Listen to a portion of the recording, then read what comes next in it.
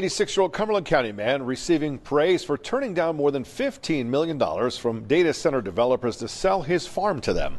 Thanks for joining us tonight for Fox 43 News at 10. I'm Evan Forrester. And I'm Amy Lutz. Fox 43's James Corrigan spoke with the lifelong farmer on why he turned down the money and his concerns for the future of farming. On a landscape of farms in Cumberland County sits a house and a piece of land that served as the backdrop of 86 years of farming and family. It was my life. This is a special situation here with my family. 86-year-old Mervyn Raudabaugh has farmed for 70 years, with around 50 of it coming on his Silver Spring Township properties. Last year, Raudabaugh was approached by developers of data centers to sell his 261 acres for $60,000 an acre, totaling more than $15 million. And what did you say to them? I said no, I was not interested in destroying my farms. That was the bottom line. It really wasn't so much the economic end of it. I just knew. This is Mervyn Raudabaugh, and he's been farming this exact land in Cumberland County for over 70 years. When you look at his Silver Spring properties, you aren't just seeing 261 acres of dirt. You're seeing a family's entire history. It's absolutely wild to think about the pressure he was under. Developers offered him $60,000 per acre, which is life-changing money for anyone, let alone an 86-year-old. But listen to his conviction. He wasn't even interested in the economic end of the deal. He didn't want his life's work flattened for a massive data center. He actually ended up selling the development rights for significantly less, just to ensure this land stays green forever. It's a powerful move in a world where everything usually has a price tag. His friends and neighbors are relieved because they get to keep that beautiful view instead of looking at a warehouse.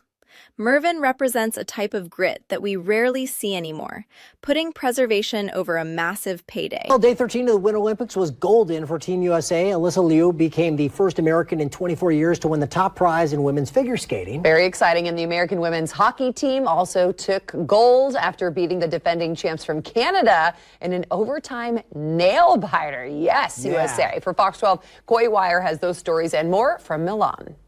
One of the most highly anticipated events of the Winter Games, women's figure skating, and Team USA's Alyssa Liu is the new Olympic champion. She retired after last Winter Games, needing time away, and it paid off. She told me she loves dancing and fashion, therefore she missed skating. Unlike the stereotypical skater with her unconventional piercings and carefree striped hair, skating to the beat of her own drum, the 20-year-old Liu takes gold. Great sportsmanship afterwards as Japan's Ami Nakai took the bronze, celebrated with her. Japan's Kaori Sakamoto takes the... Did you catch that? Alyssa Liu just ended a massive 24-year drought for American women's figure skating. It's been decades since we saw a U.S. woman take the top prize like this. What's even cooler is how she's doing it. Look at the details, the unconventional piercings and the striped hair. She's totally rejecting that traditional skater mold and just being herself. She actually stepped away from the sport because she needed time for fashion and dance, and that mental break clearly paid off in Milan. And it wasn't just her. Team USA Hockey pulled off a nail-biter against Canada, too. It's a huge moment for Team USA, proving that when you focus on excellence and just loving the craft, the results speak for themselves. You can see the joy on her face during that performance. It wasn't about the politics or the pressure, just the skating and the history being made on the ice. It's estimated that these policies will help raise income in this state by $7,000 in the coming year, every year. Boost household take-home pay by over $10,000 and protect more than 200,000 Georgia jobs. It's amazing. No one knows the importance of tax cuts and fair trade. We're also expanding the dream of home ownership, and we are really right now in American dream territory. One of the biggest factors driving up housing costs was the Biden border invasion, which brought in millions and millions of people flooding into your communities, getting government subsidies on homes. Foreign-born workers now make up over 1/3 of all demand for Georgia housing, driving up rent and housing costs. Now that we've secured our border, we stopped the invasion. Think of this. So rent prices have hit 4-year lows based on what we've done by bringing down mortgage rates. We've also slashed the yearly cost of new mortgages by $4,000 a year, and new mortgage applications are up 30%, and Kelly Loeffler's doing a fantastic job. In the last 12 months, Fannie and Freddie Mac helped 22,000 first-time home buyers purchase a home right here in the great state of Georgia. I love Georgia. It's under our most favored nation agreements, and this is the thing that I think every Republican should win on, even if you hate them in every other way. Agreements for drug prices. We're slashing drug prices by 400, 500, even 600%. Nobody's ever seen anything like it. Because we were paying the highest drug prices in the world, and now we're paying whatever the lowest price is in the world. Trump is on the ground in Rome, Georgia, and he's leaning hard into the American dream messaging. Whether you're following the policy or the politics, the numbers he's citing regarding drug prices and mortgage rates are what people are really feeling at the kitchen table. He's claiming drug price slashes of up to 600%, which would be a historic shift for healthcare costs. He's also tying housing prices directly to border policy, arguing that the demand from foreign workers is what's pushing rents to these record highs. The energy in that crowd is unmistakable. They're responding to the idea of the most favored nation agreements for medication and lower mortgage applications. It's a very tactical speech focused on the wallet, which is exactly where most voters are making their decisions right now. He's framing the economy as a return to stability and personal ownership. The mayor, with the greatest respects, in every campaign speech, in every debate where you engage, we opened our ears to listen. Now today, accept the words echoing from us now. Do your job as mayor and leave our taxes out. Giving only two options. You're saying if we don't tax the rich, then I gotta increase property taxes. We are not a pawn in Southeast Queens. We are not part of your negotiations. Look at the raw frustration in this NYC homeowner's face. She is absolutely done with the negotiation tactics coming from City Hall.